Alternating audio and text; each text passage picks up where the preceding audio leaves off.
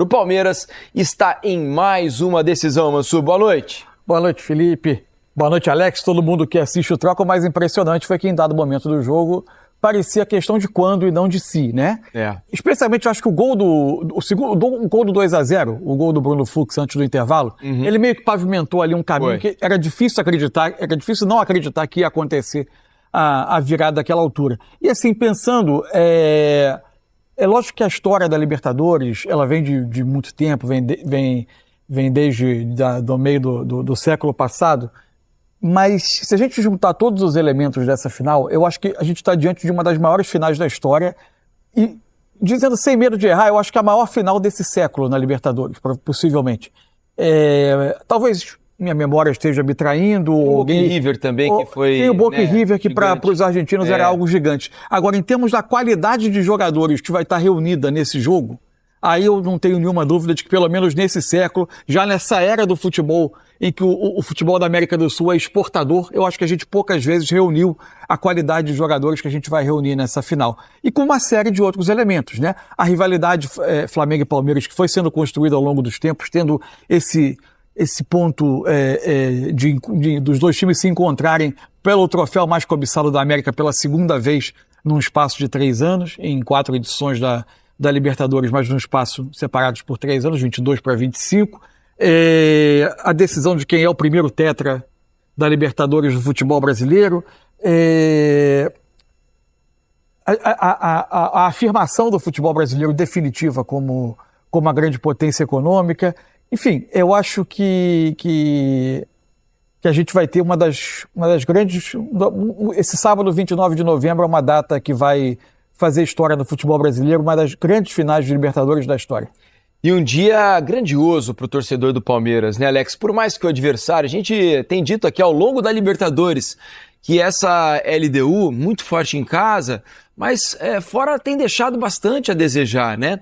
E havia uma diferença grande entre os elencos, né? Como o Palmeiras é um time muito mais forte do que a LDU. Teve um jogo terrível lá em Quito na semana passada e a gente aventava aqui que era possível. Mas sempre ressaltando que 3-0 é uma vantagem muito grande, né? É uma grande vantagem. Ainda assim, o Palmeiras muito ligado em campo, ligado no 220, né, apoiado pelos seus 40 e poucos mil torcedores no Allianz Parque, fez um jogo de time grande, fez um jogo de time que conhece o caminho do título da Libertadores e com participação importante de jogadores muito diferentes. Um começando a carreira no clube, sendo absolutamente decisivo, com uma personalidade incrível, não estava nas prévias aí para que ele começasse o jogo. Estou falando do Alan. Jogou demais o moleque. E depois o Veiga, né, com toda a sua experiência, um cara grande, já com 2 títulos de Libertadores no currículo, entra na segunda parte para fazer 2 gols e classificar o Palmeiras. São grandes histórias dentro do mesmo jogo, não, Alex? Boa noite. Boa noite, Felipe, Cadu Mansa, todo mundo que está em casa. É impressionante o que o futebol ele te dá condição, possibilidade, oportunidade de realizar dentro de um campo, desde que você seja bem dirigido, com bons profissionais, com interesse, né? Porque muitas vezes a gente vê que um jogo de futebol parece que é só mais um jogo, né? Que muitos clubes, muitos profissionais acabam lidando. Por isso que a gente acaba vendo muito mais hoje Palmeiras e Flamengo, não somente pelo investimento. A gente até viu anos, de repente, do Flamengo piores até, de repente, do que a gente viu não anos, mas momentos do Flamengo até pior do que do Palmeiras. Por quê? Porque o Flamengo também teve vários comandos e o Palmeiras nesse mesmo comando. E é impressionante o que o clube, o que seu treinador... Eu imagino o orgulho, lógico, do torcedor, mas de um presidente que paga a conta. Pois é. Né? Porque tem aquela questão que você fala, poxa vida, deixa de pagar porque não tá valendo a pena. Como a gente vê no Campeonato Brasileiro, entre outros aí, que não faz jus à camisa que, pelo menos dentro do campo, no momento com atitude, a camisa que se veste, aquele campeonato que se joga. E o que o Palmeiras faz hoje realmente é um jogo totalmente ao contrário do que ele fez lá em Quito, porque lá foi o pior jogo do Palmeiras no ano. Infelizmente coincidiu lá, a altitude pode ter trabalhado um pouco, mas enfim, lá foi o pior jogo. Só que você pega um treinador desde lá, que ele tem realmente uns gatilhos, umas colocações, um entendimento, uma sensibilidade para conseguir mexer entender a cabeça do ser humano naquele momento e mexer com essa cabeça para poder fazer momentos, construir, vamos dizer, momentos como ele construiu agora. E do Alan é muito gostoso você ver, é o tipo do jogador que ele faz tudo, né, no campo, para aquilo que tem que ser, no nível competitivo. A qualidade ele vai vir fazer, né, mas é impressionante como você tem algo para buscar que você acaba proporcionando esse tipo de momento. A gente vai falar muito sobre o Alan aqui, né, que é um capítulo especial dessa semifinal da Libertadores. Convido a vocês aí de casa a participarem da nossa enquete. A enquete já está no ar, então você vai apontar a câmera do seu celular para esse QR Code que está aí na sua tela, tá bom? Aponte a câmera para esse QR Code e responda a nossa enquete. Quem leva a Conmebol Libertadores de 2025, hein? Será o Palmeiras de maneira fácil? Será o Flamengo com tranquilidade, facilmente? Será o Palmeiras suado? Será o Flamengo muito suado? Será o Palmeiras nos pênaltis ou o Flamengo nos pênaltis? Você vê que são várias as opções para vocês. Não basta dizer que é o Palmeiras ou é o Flamengo. Tá aí a hashtag para vocês. Será fácil? Será difícil? Será nos pênaltis? Enfim, participem com a gente e nos ajudem a fazer o programa. Lembrando que a hashtag Troca de Passes está no ar. Daqui a pouco vou ler mensagens de vocês participando de todo o Brasil com a gente. Vamos falar sobre Alan. Sugiro a gente começar por esse assunto, porque dei na manchete aqui. Eu ia só não ajudar quem está tentando responder a enquete. Por quê? Eu ia dizer que vão me perguntar todos nós vão perguntar durante um mês quem é favorito para esse jogo. Verdade, né? Isso é verdade. Assim, Pode impossível. se preparar. Gente, olha só, esses times estão jogando 29 jogos já do Campeonato Brasileiro e a diferença entre eles é 1 ponto. Né? O Palmeiras chega grande com essa virada. Lógico que ele chega grande. Mas o Flamengo também chega grande porque pegou um adversário que dos não brasileiros talvez fosse o mais temido dessa reta final, sobrevive a um jogo duríssimo na Argentina com um jogador a menos. Enfim, gente, eu acho, olha a qualidade de um elenco, olha a qualidade do outro, olha o que esses times têm feito. Eu acho impossível apontar um favoritismo, a não ser que ao longo desse mês alguém tenha tomara que não, né? Porque a gente quer todo mundo em campo, mas alguém tem uma sucessão de problemas, uma epidemia de lesão, uma oscilação de forma gigantesca. Mas do mais, eu acho impossível apontar um favoritismo. Eu não conseguiria responder isso aí. Não, o nível de igualdade é muito grande. Os dois times são muito fortes, muito acostumados a decisões, estão ganhando títulos a toda hora, né? Então imagina uma grande decisão lá em Lima. E concordo muito com o Mansur sobre o que ele disse agora há pouco, que talvez seja a maior decisão do século, né? Em termos de qualidade de jogadores. São elencos... Não tira a qualidade da nossa final de 2006, não. Não, claro que não. Mas tinha jogador... No São Paulo e no Inter, hein, cara? Em 2012 também, eram grandes times. Não, mas essa... É que agora... Em termos financeiros, né? Os times cresceram demais. São dois gigantes num momento espetacular. Em muitos times de Libertadores, teve às vezes um grande contra um time um pouco inferior. Também. E assim, é um momento que o futebol brasileiro atrai jogadores que poderiam estar em outros mercados. E outra coisa, a crítica vem para todos os clubes que não se organizaram administrativamente, que realmente esses clubes não viraram SAF para estar aí. Mas o Flamengo tem mas ele não tinha potencial antes de se profissionalizar, antes de colocar dirigentes que pensavam no clube, não pensavam em si próprio, ou não pensavam somente no momento. O Palmeiras também é um clube ainda com uma condição de torcedores menor, mas é um exemplo de administração. Então que se copie isso, porque é possível. Você não copia por quê? Porque parece que é impossível. O Palmeiras não começou a investir lá atrás também, não só no profissional, mas na sua base, e o Flamengo também não veio para o mundo além dessa direção com a sua base vindo. Enfim, cara, estão 2 exemplos aí que todo mundo tem que estar com dor de cotovelo, sim, e ao mesmo tempo tem que ter a inveja boa de copiar. É isso, exatamente, tem que se copiar o que os outros fazem de bom, né? Vamos falar sobre Alan aqui, porque olha, a gente dizia no Troca de Passes de ontem aqui, ele não estava nas prévias do time titular do Palmeiras. Os nossos setoristas, por exemplo, ninguém acertou a escalação, ninguém imaginava o Alan começando o jogo. E aí eu conversando com o Mansur e com o Alex aqui no Troca, falei, olha, será que não é possível a escalação do Alan? Porque o Alan... a gente dizia antes do jogo ontem, o Alan estava pedindo passagem. Eu disse, inclusive, o Alan joga mais bola hoje, né? Está jogando nesse momento mais bola do que o Maurício, mais bola do que o Felipe Anderson e mais bola do que o Veiga. entre esses 4 jogadores, quem hoje tem jogado mais futebol é o Alan. E o Abel escala o Alan hoje e ele confirma tudo que a gente vinha dizendo. Para mim, ele foi disparadamente o melhor jogador do jogo hoje com sobra, mas muita distância. Na eleição da Conmebol, o Veiga foi eleito Hero of the Match, né? O herói da partida, porque o Veiga marcou os 2 gols e tal. Mas o grande jogador da partida, para mim, foi o Alan com bastante sobra. O Alan, ele participou ativamente de todos os lances com muita personalidade. Com um detalhe, o Alan não perdeu sequer uma bola no jogo de hoje. Ele levou vantagem em praticamente todos os lances. Na hora que era para controlar, ele controlou. Na hora que era para tocar, ele tocou. Na hora que era para driblar, ele driblou. Na hora que é para cruzar, ele cruzou. Na hora que é para chutar, ele chutou. Ou seja, ele fez tudo. E é muito difícil para um jogador dessa idade, Alex está aqui, pode confirmar ou não, é muito difícil para um jogador nessa idade, num jogo de tamanha tensão, tomar tantas decisões de maneira correta e consciente como ele fez hoje. Então, assim, achei uma partida assim de gente grande do menino, que projeta o Alan para um patamar que ele ainda não tinha e que tenho certeza que clubes europeus que já monitoravam o menino aí pelo que ele já fez na base do Palmeiras, hoje devem ter subido muito de patamar a proposta que eles estão pensando em fazer no Alan no futuro. Você vê que interessante, se for ver o João Paulo da base, desde que eu trabalhei no Corinthians, a gente fez uma amizade, né? Então, conversando com ele, você vai conversando de atletas. Ele não era ali na base um cara super badalado, né? Uhum.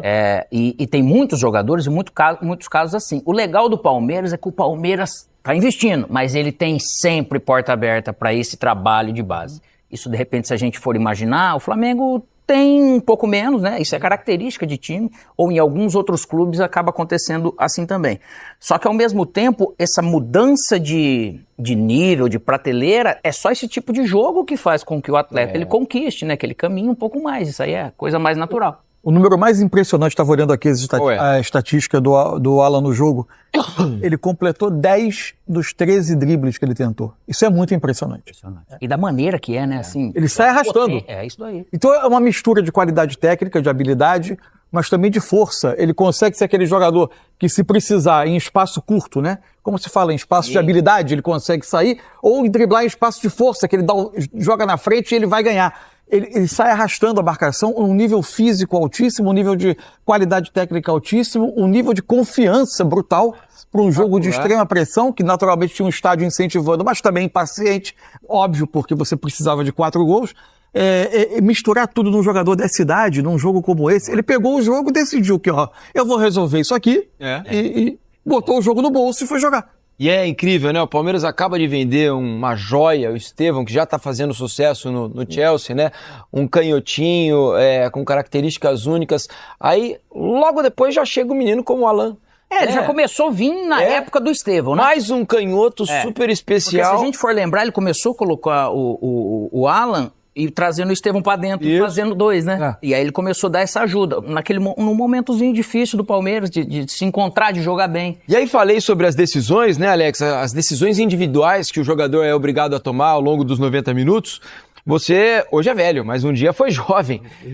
E quando começou, não é fácil ter esse nível de maturidade para acertar tanto, né? Porque é comum você errar, às vezes erra mais do que acerta, mas no caso dele, o mais impressionante hoje foi o quanto ele não perdeu a bola, né? E o quanto ele conseguiu ser assertivo nas decisões. E assim, cara, você pega os jogadores de frente desse jeito, no futebol que a gente quis europeizar, a gente pode copiar coisas importantes de lá, mas essa questão de querer... O futebol é lógico que ele é ágil, a bola corre mais do que todo mundo, mas é importante você ter esse tipo de jogador em algumas partes do campo, não só lá na ponta. Uhum. E ele, às vezes, ele dá um drible, que seja um segundo volante, você vê, colocando Maurício e Andrés Pereira hoje, tem lugares do campo que você, às vezes, desmonta sistemas, não somente nesse tipo de coisa. E nessas situações, a expectativa é esses jogadores que tem que fazer diferença, né? Então, são raros, sim, momentos. Ixi, eu subi com 21 anos, eu já subi a minha maturação, se for ver, você já sobe mais maduro. Agora, esses caras que vêm com 16, 17, 18 anos... Cara, você ficar acompanhando não é totalmente diferente, cara, no nível que você tá. E é engraçado que o Alan não é a primeira vez, bom, que ele vem entrando bem, a gente vem comentando, mas não é a primeira vez que o Palmeiras, numa situação, vamos dizer, de emergência, num jogo que cria um certo nível de pressão, ele entra e muda o panorama. Eu me lembrei durante o jogo do Palmeiras e Inter Miami, no último jogo da fase de grupos da Copa do Mundo de Clubes, que o Palmeiras jogava mal, estava perdendo o jogo, 2-0, ele entra no jogo, ele participa de um gol do Palmeiras, ele melhora o nível do time, ele carrega o time para cima, conseguir ser influente nesse tipo de situação tão jovem, né? É verdade. A gente está com os números do jogo aqui, enquanto a enquete está aí embaixo para vocês continuarem respondendo. Números do jogo desse Palmeiras 4, LDU 0. Posse de bola, 60% do Palmeiras, 40% da LDU. Total de passes trocados, 453 do Palmeiras, 264 do time equatoriano. Passes certos, 81% do Palmeiras. Vejam, só 63% da LDU. Finalizações, 25-6. 8 finalizações no gol do Palmeiras, apenas uma da LDU. Vamos mudar a página aqui para a gente continuar acompanhando as estatísticas.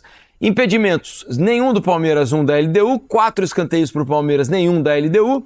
Desarmes, 14-15. Faltas cometidas, 6-13. Cartões amarelos, 3 do Palmeiras, 4 da LDU. E aí a gente está vendo o mapa de calor, né? Olha o mapa de calor da LDU.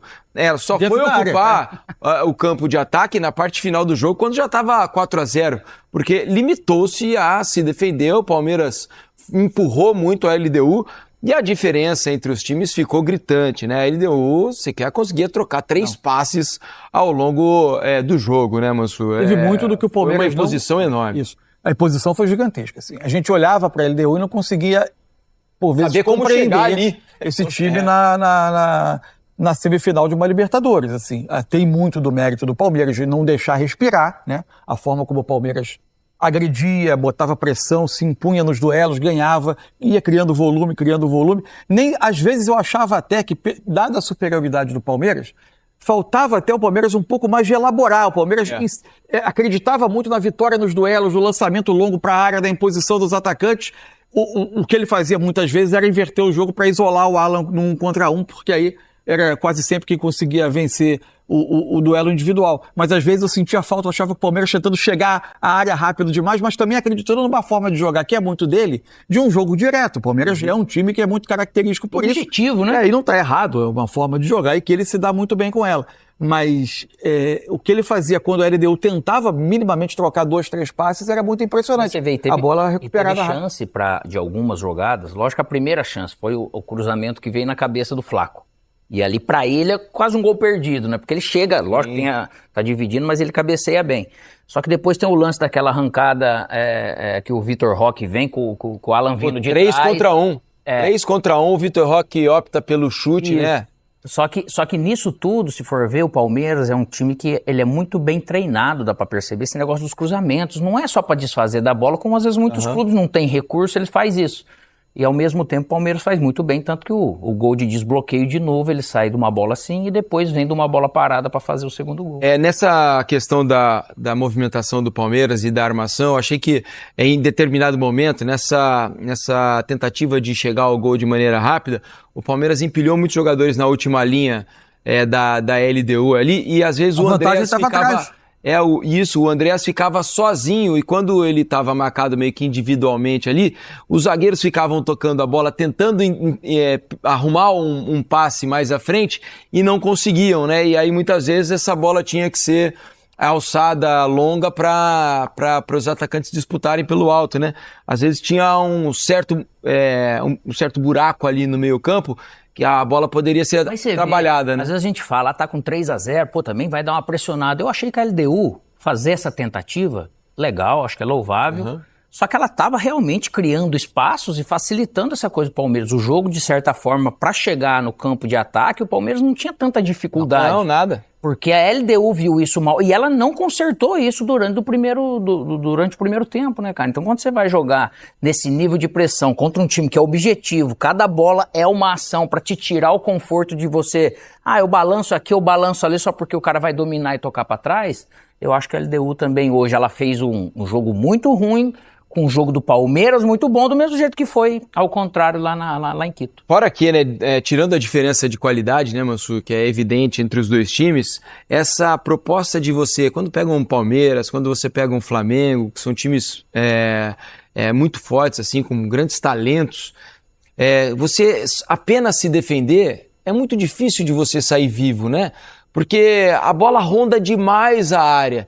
E aí, com os talentos que os times brasileiros, especialmente Palmeiras e Flamengo, os dois mais fortes hoje, com essa bola rondando a área, no talento, alguém vai tirar algum coelho da cartola para conseguir criar uma situação de gol, né?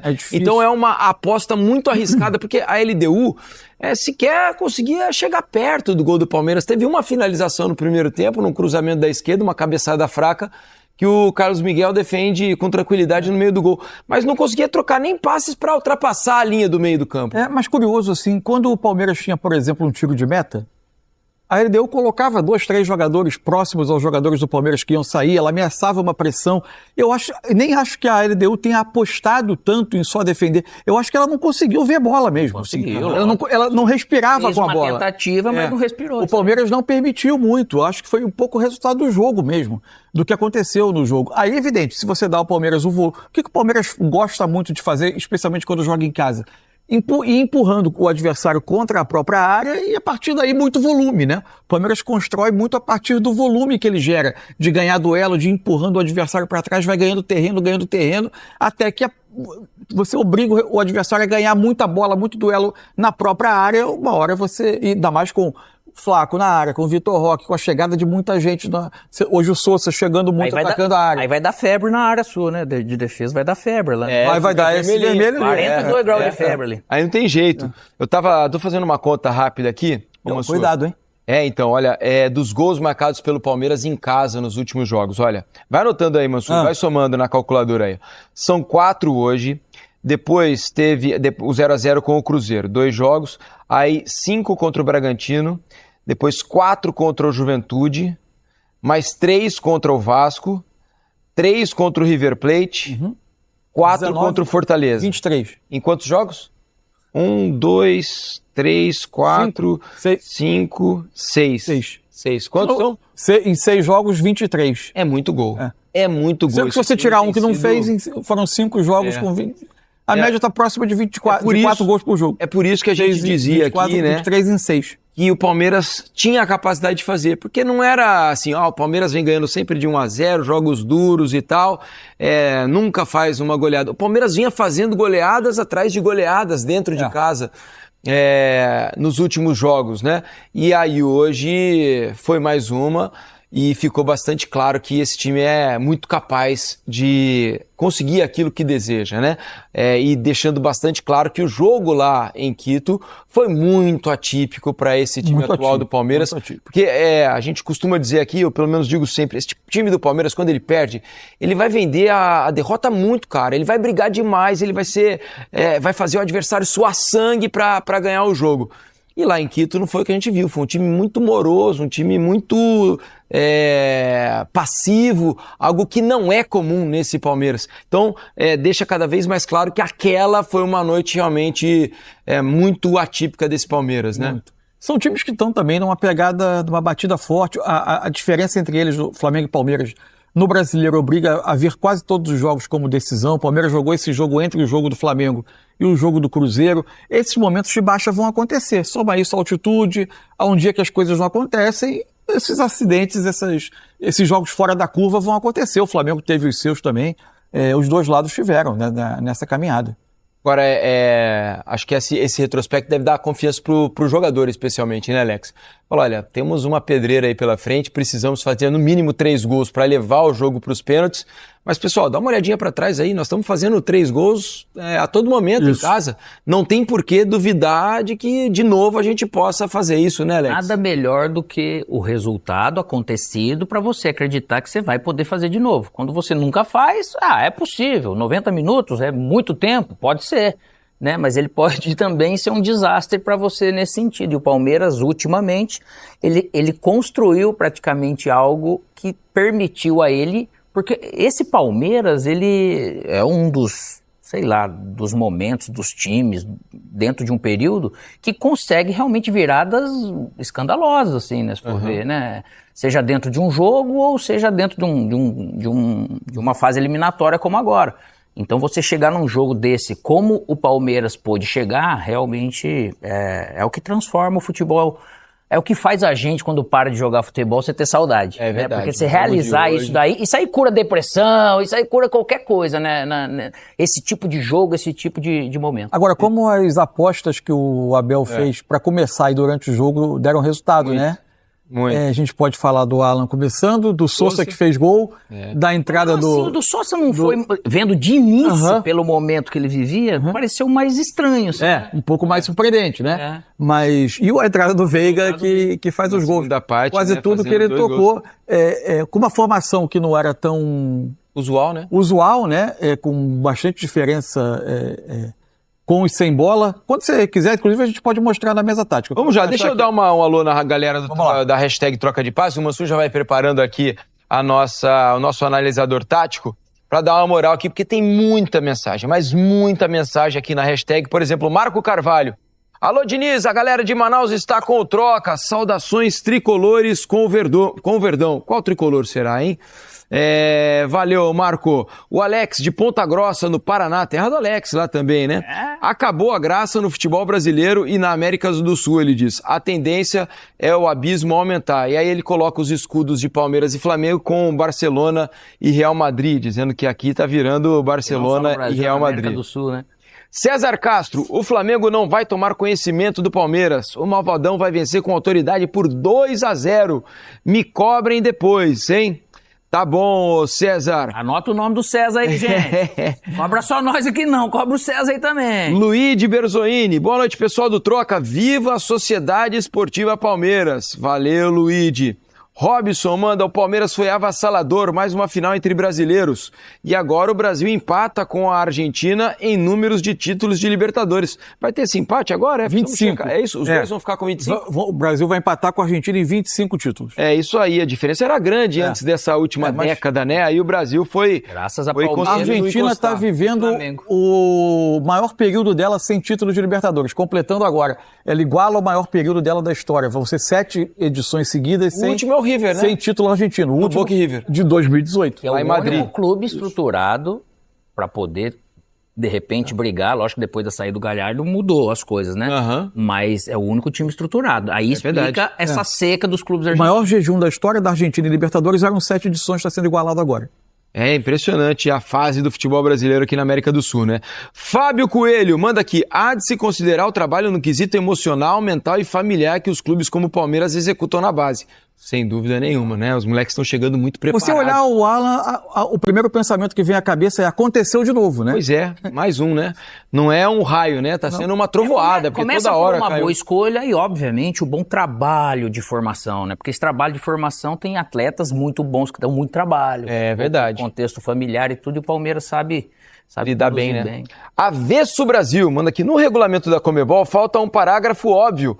Caso os dois finalistas sejam do mesmo país, a final será neste país, num campo neutro. Seria legal, né? Uma final aqui no Brasil. Ia ser espetacular. Por exemplo, em Brasília, em Belo Horizonte. O campo com a torcida dividida. Torcida dividida, um jogo em Porto Alegre, por exemplo, né? Seria divertido. Seria legal e muito mais barato pro torcedor, né? Mas por enquanto vai ser... Isso que me incomoda no jogo único fora do país que não tá na decisão. É isso. O André Paloso manda aqui. Cuidado. Por isso que eu dei uma pausa antes aqui, né? Boa noite, Felipe. Pergunta aí pro Mansur e pro Alex quando a soberania brasileira vai ter seu fim no futebol sul-americano, falando de Libertadores. Não tem nenhuma previsão. Todo ano é um passeio das equipes brasileiras. Por mais que a dificuldade apareça, sempre tem final brasileira. Mas teve dificuldade, assim, né? Teve, mas tá difícil de saber quando vai parar, né? Final brasileira em 20, 21, 22, 24 e 21, né? Não, mas é porque era edição de 20, né? Exato. Então, edição de 20, Palmeiras e Santos, 21, Flamengo e Palmeiras, 22, Flamengo e Atlético Paranaense, aí 23 não, 24, Botafogo e Atlético Mineiro, e agora 25, Flamengo e Palmeiras. 5 das últimas 6. Só em 19 e 23, não foram desde 2019, né? 19 e 23 que não foram finais. Nesses 7 anos que o Brasil terá campeões, né? Porque vai ser um campeão, vai ser brasileiro, 5 foram finais brasileiras. Das últimas 6, 5 finais brasileiras. Olha, eu vou ler mais uma aqui, daqui a pouco eu leio mais, tá? Jean Adriano manda aqui: Veiga e Alan foram decisivos nessa classificação, mas o que jogou de bola o Andreas Pereira nesse meio campo, os espaços se abriram com os giros de bola dele. Impressionante o ritmo que deu ao time. Jogou bem mesmo. Aliás, teremos um novo capítulo dessa... Que coisa impressionante, essa relação Andreas, Palmeiras, Flamengo.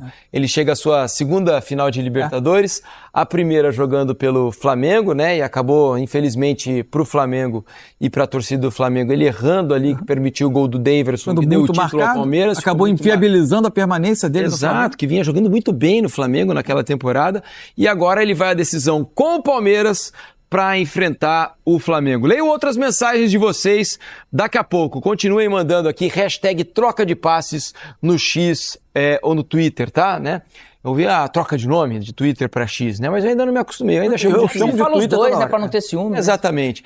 Já está aqui no nosso telão o nosso novo analisador tático, o novo brinquedinho do Mansur. Ô, Mansur, o que é que você preparou pra gente aí sobre esse avassalador Palmeiras para cima da LDU? Eu vou mostrar alguns momentos do jogo, né? Como é que a coisa se organizava. Aqui as formações iniciais, né? Por que eu montei o Palmeiras assim, com uma linha de Breno Fux, lateral direito, Piquerez, lateral esquerdo? Gente, poucas vezes viu os dois nessa função. Mas quando o Palmeiras se organizava, por exemplo, num tiro de meta, ele se organizava a partir desse 4-4-2, 4-2-4, como você quisesse chamar. Por exemplo, se o Palmeiras tinha uma bola para sair de trás, ele saía assim, com uma linha de 4, Piquerez por aqui, o Bruno Fux mais aqui, mas a ideia era adiantar o Maurício um pouco, os dois defensores ocupavam aqui, o Piquerez sobrava e a ideia era sempre fazer a inversão para colocar o Alan aqui embaixo em 1 contra 1. Mas isso era um momento específico do jogo.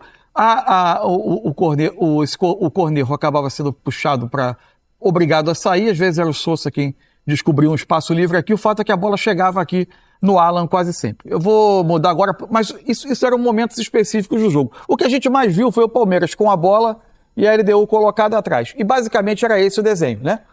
Uma linha. Bruno Fux, Gomes, Murilo, né? Com o Andreas Pereira um pouco mais adiante. A partir daí o Palmeiras se estruturava. O Maurício, o Piquerez vinha como um meia, e aí eu vou mostrar uma outra situação que acontecia. Por quê? O Piquerez vinha trabalhar por dentro, mas ele não afundava o tempo todo como mais um atacante. Então, em muitos momentos, o Palmeiras tinha por aqui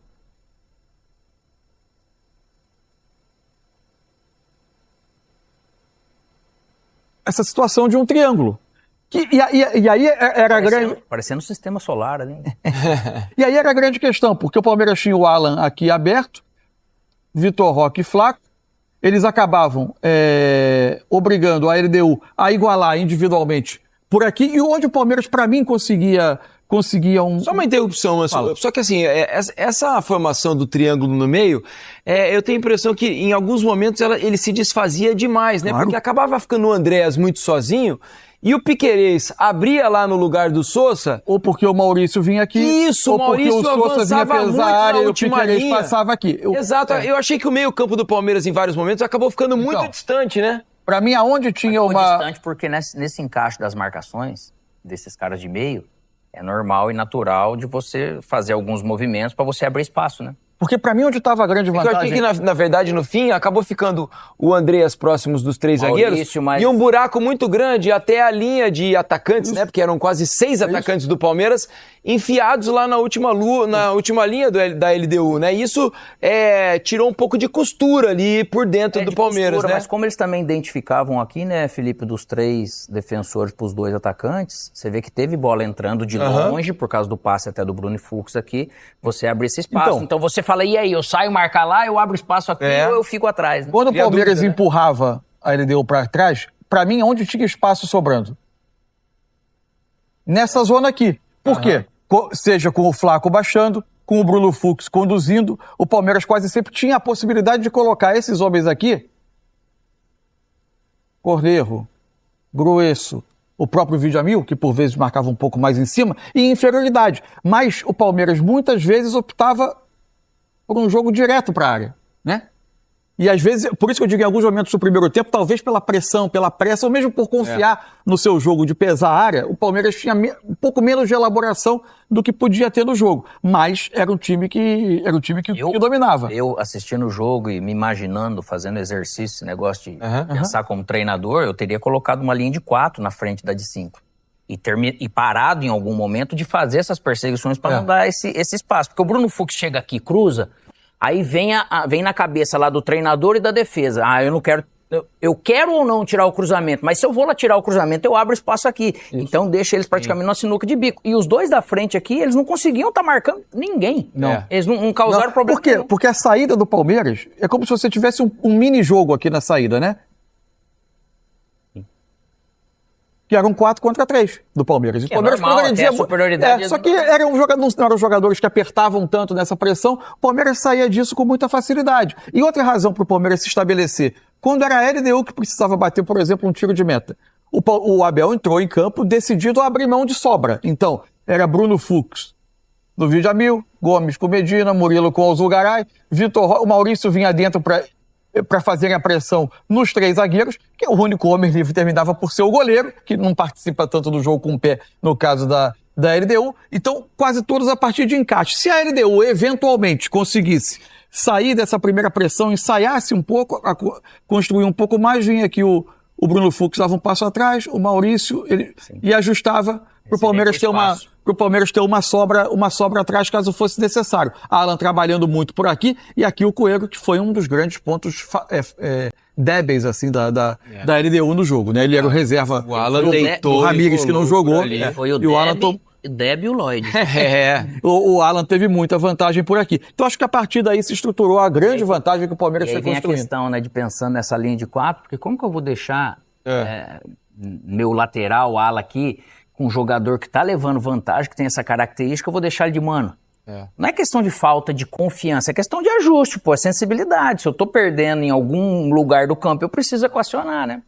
Tem que ter pelo menos uma sobra ali o tempo todo nele, porque ele tava levando muita vantagem. E outra, né? Felipe, Mansur, se eu consigo colocar mais gente aqui perto da minha área, e esses caras aqui ficarem com a bola, não tem problema, porque toda bola que vem em direção à defesa é muito mais fácil de você cortar do que a bola que vem da lateral. E eles tentaram priorizar o meio e deixou essa ala dessa maneira, né? E fora que é o seguinte, né? O Palmeiras tem uma bola aérea muito forte. Muito forte. E aí o que acontece? A bola cruzada o tempo inteiro, ou o jogador do Palmeiras, né? Normalmente o Flaco, o Gustavo, quando vai na bola para até a lateral, o Gustavo tava indo para a área hoje, né?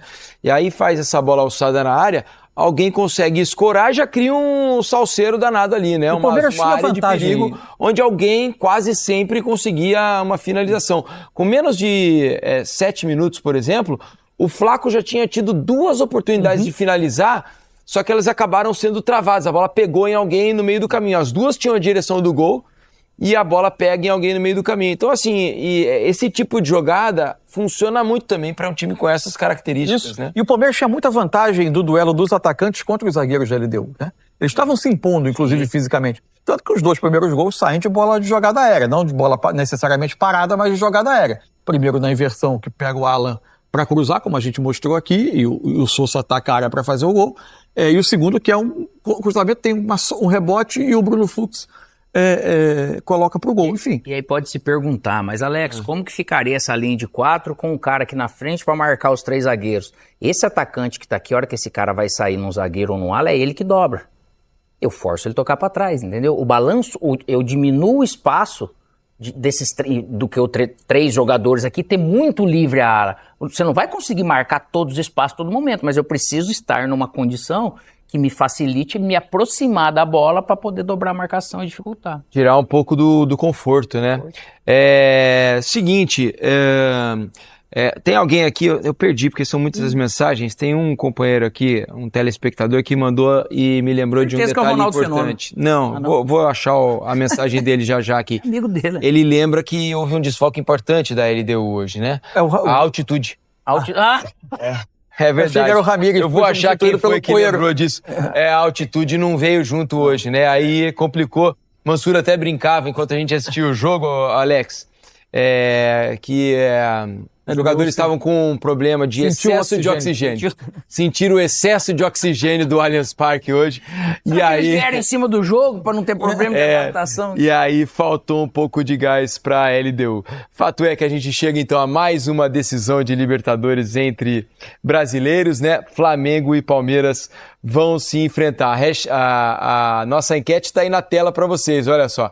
Quem vai levar a final da Libertadores, hein? Quem vai ser campeão? Palmeiras, de maneira fácil, 33% por enquanto. Flamengo vai ganhar fácil, 34%. Palmeiras suado, 20%. Flamengo suado, 10%. O Palmeiras nos pênaltis, só 1% estão acreditando que o Palmeiras vai ganhar nos pênaltis. Aí eu torço e o Flamengo nos pênaltis, 2% das pessoas estão acreditando que o Flamengo vai ganhar nos pênaltis. Aponte a sua câmera aí pro QR Code e responda a nossa enquete. Conta como que é suado. Como é que é? Na prorrogação suado. Conta como suado, então. É muito suado. Né? Acho que é por aí. É isso. Agora, são dois times que fazem campanhas diferentes na Libertadores, né? O Flamengo uma campanha média, né? Uma campanha abaixo do que se imaginava. Especial, em termos assim de qualidade de jogo. E de números somados, né? Isso, a gente imaginava o Flamengo sobrando mais no grupo e depois nos mata-matas.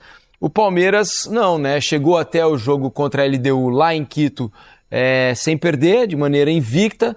Tomou 3-0 lá, né? A gente disse aqui, um jogo que parecia atípico. Hoje faz de novo 4-0.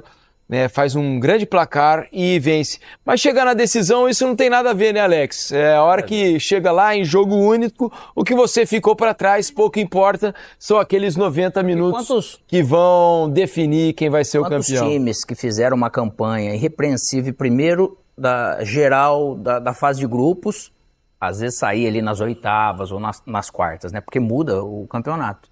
E o que o Flamengo fez, e ele vai terminando agora também numa alta, para um jogo desse ele vai chegar com o seu melhor, né, cara? Num jogo desse, nesse nível, lógico que eles vão se desgastar, vai ter Brasileirão, tudo que tem, riscos que todos vão ter que correr, que não tem como, mas também vão ter que ter um peso de dose ali para não chegar muito estressado lá nesse dia 29, mas é algo que realmente não garante nada você fazer a melhor campanha para esse jogo agora, que vai ter ainda mais um mês para todo mundo esperar. E aqui no nosso telão, moço, tá a campanha do Palmeiras nessa Libertadores. A fase de grupo é um passeio. Isso, venceu o Sporting Cristal no Peru 3-2, ganhou do Cerro em São Paulo 1-0, fez 3-2 no Bolívar na altitude de La Paz, né? Ganha do Cerro Porteño no Paraguai 2-0, vence o Bolívar em casa 2-0 e vence o Sporting Cristal 6-0 no Allianz Parque. Essa foi a fase de grupos. Aí a fase de grupos... aí é a parte final do Flamengo, né? Faltou a fase final do Palmeiras ali antes da gente mostrar. Mas, olha lá, vamos refazer aí. Faltou a segunda página da trajetória do Palmeiras, né? A parte dos mata-matas. Mas... Cada time... Evidente que dentro das opções, alguns jogadores não são primeiras opções no momento, mas enfim... Cada time pode repetir 4 jogadores que participaram da final de 2021, com a mesma camisa, que o Andrés Pereira é um caso à parte da história. Vamos lá, no Flamengo, Bruno Henrique, Arrascaeta, Pedro, estava no banco, entrou. Michael entrou no jogo. Tá no elenco. Isso. O Palmeiras, o Everton, Gomes, Piquerez e Veiga. Só o Veiga talvez não seja titular lá. Exato. Né? Então são 3 titulares do lado do Palmeiras. E dois titulares do Flamengo, né? Arrascaeta e Pedro, em tese, se Pedro se recuperar. Como um detalhe, daquela final, outros 2 rubro-negros se transformaram em membros da comissão técnica, Felipe Luiz e o Rodrigo Caio, né? E o Andrés Pereira, que mudou de lado. Trocou de emprego. Isso. Exatamente. A hora que a gente tiver as campanhas certinho aqui, vocês me avisam pra gente mostrar pra vocês.